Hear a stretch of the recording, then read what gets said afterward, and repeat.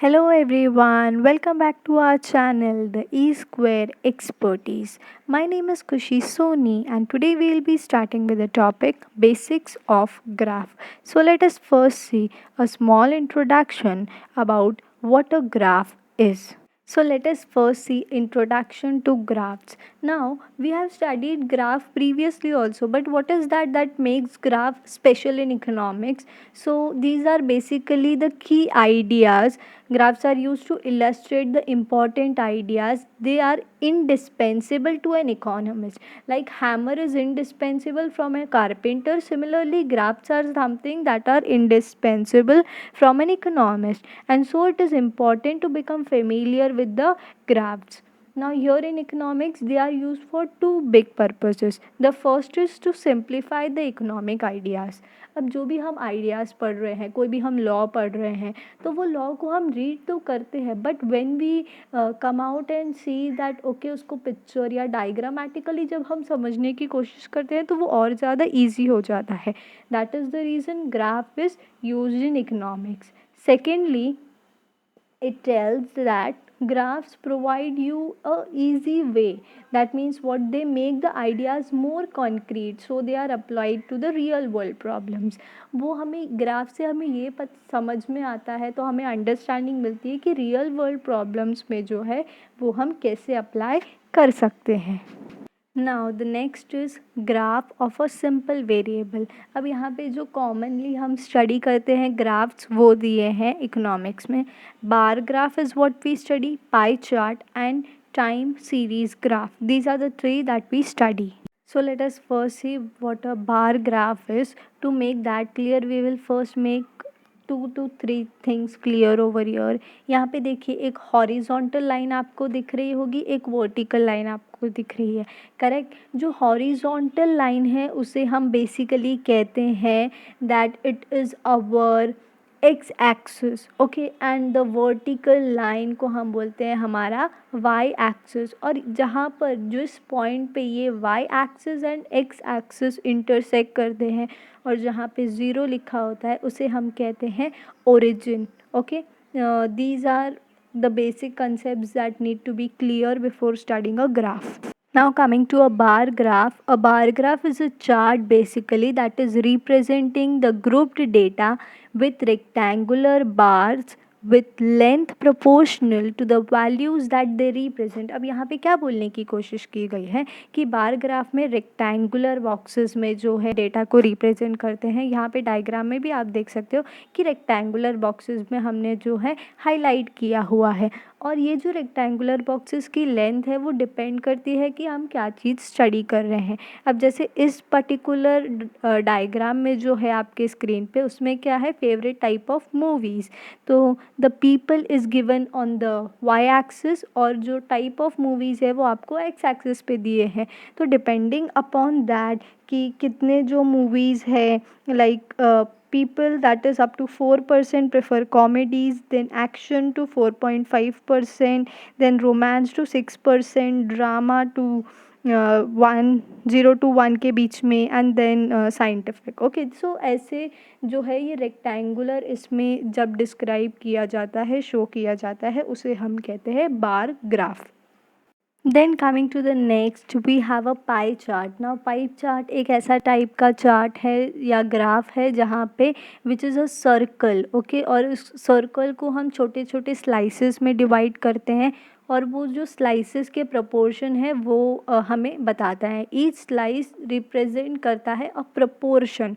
जो भी वो होल है उसका एक प्रपोर्शन हमें एक स्लाइस बताता है. अब यहाँ पे आपके एग्जांपल में दिया है रिकमेंडेड डाइट.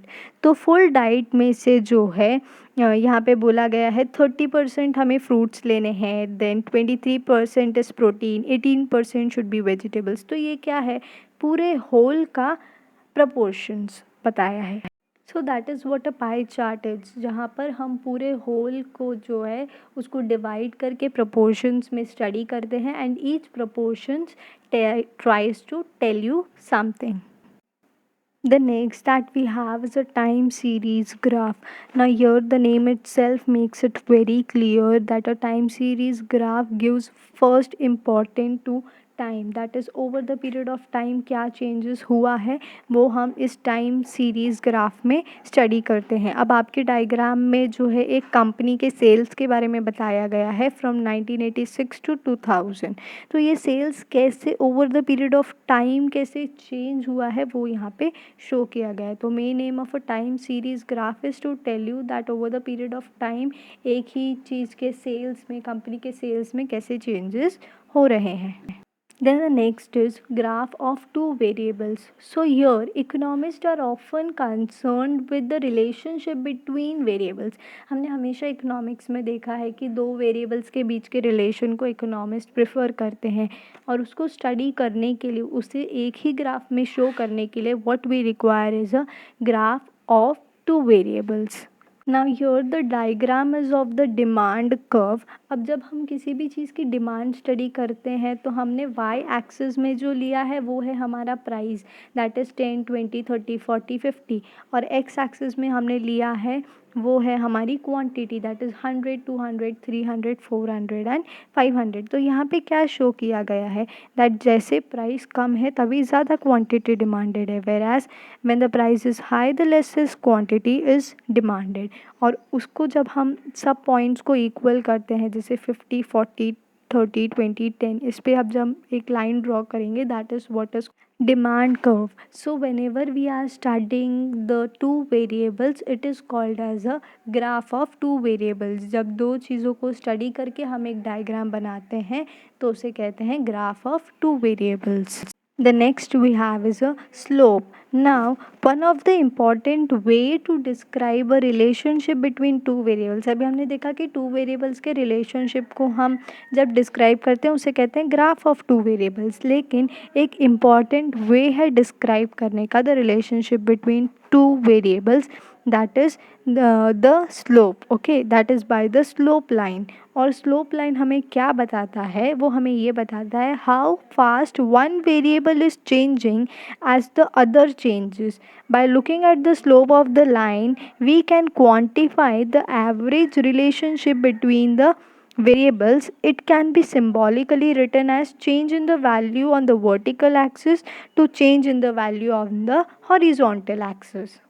तो बेसिकली ये जो स्लोप्स है ना वो हमें क्या बता रहे हैं कि अगर एक वैल्यू में चेंज हो रहा है, अगर वर्टिकल एक्सिस में कुछ चेंज हो रहा है तो उसके वजह से हॉरिजॉन्टल एक्सिस में कितना चेंजेस आएगा। अभी जैसे हमने देखा कि प्राइस चेंज हुआ तो क्वांटिटी डिमांडेड में चेंज हुआ ना, प्राइस कम था तो क्वांटिटी डिमांडेड ज़्यादा था, प्राइस ज़्यादा था तो क्वांटिटी डिमांडेड कम था। वो ही स्टडी करता है कि change in value of a vertical, जब ये वर्टिकल एक्सिस पे वैल्यू चेंज हो रही है तो हॉरिजॉन्टल एक्सिस पे उसका कितना फ़र्क पड़ रहा है। इसीलिए हमारी वर्टिकल एक्सिस जो है वो y होती है और हॉरिजॉन्टल एक्सिस x होती है।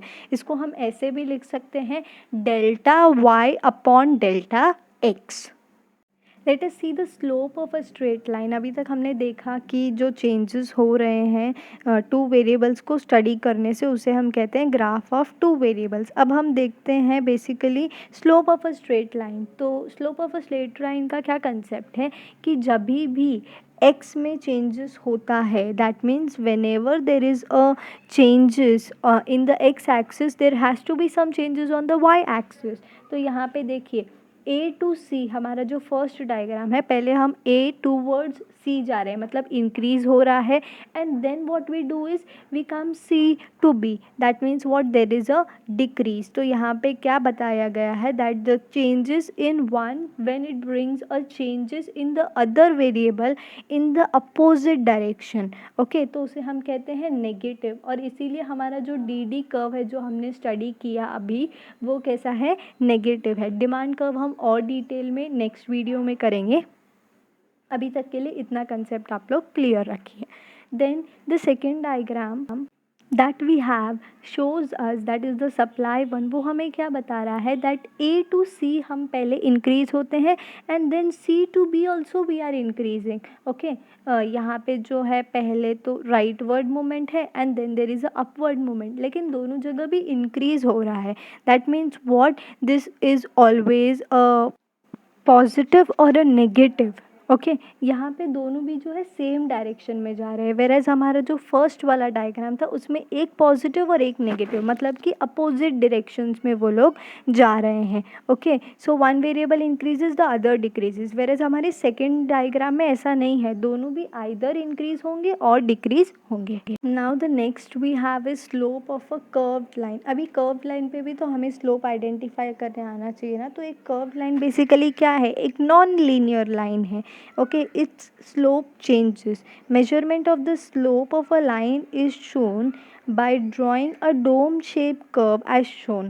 सो इस डायग्राम में यहाँ पे आप लोग देख सकते हैं डोम शेप्ड है, और इसमें हमें क्या फाइंड आउट करना है, इसमें हमें बेसिकली आइडेंटिफाई करना है कि स्लोप ऑफ द लाइन क्या है। तो उसे आइडेंटिफाई करने के लिए बेसिकली हम क्या ड्रॉ करते हैं, लाइन ड्रॉ करते हैं that should be tangent to the point. इसीलिए देखिए हमने वेरी स्टार्टिंग में जो है बी पॉइंट को एक टैंजेंट लाइन ड्रॉ की है T1 T2, जहाँ हमें क्या पता चल रहा है, पॉजिटिव स्लोप है। क्यों पॉजिटिव स्लोप है, बिकॉज वो अपवर्ड गोइंग है। Then we have the C point. C point पे हमने देखा कि हमारा ज़ीरो स्लोप है, क्योंकि वहाँ पे स्टैग्नेटेड और कांस्टेंट है। Then from there we have a negative slope, और वो नेगेटिव स्लोप भी फाइंड आउट करने के लिए हमने T5 T6 ड्रॉ किया। तो वहाँ से हमें पता चला वो नीचे की तरफ आ रहा है, that means it's a negative slope. जैसे हमने इस डोम शेप में जो है slope of the line find out करने के लिए एक टैंजेंट लाइन ड्रॉ किया, वैसे ही अगर यू शेप भी होगा और यू शेप में भी हमें आइडेंटिफाई करना है कि स्लोप ऑफ द लाइन क्या है, तो उस पॉइंट से हम एक टैंजेंट लाइन ड्रॉ करेंगे और वो टैंजेंट लाइन हमें बताएगा कि उसका स्लोप क्या है। Now the last topic that we have for today, shift and movement along the curve. ये हमें पढ़ना क्यों नेसेसरी है, because it helps us make a distinction between shift of the curve and movement along the curve.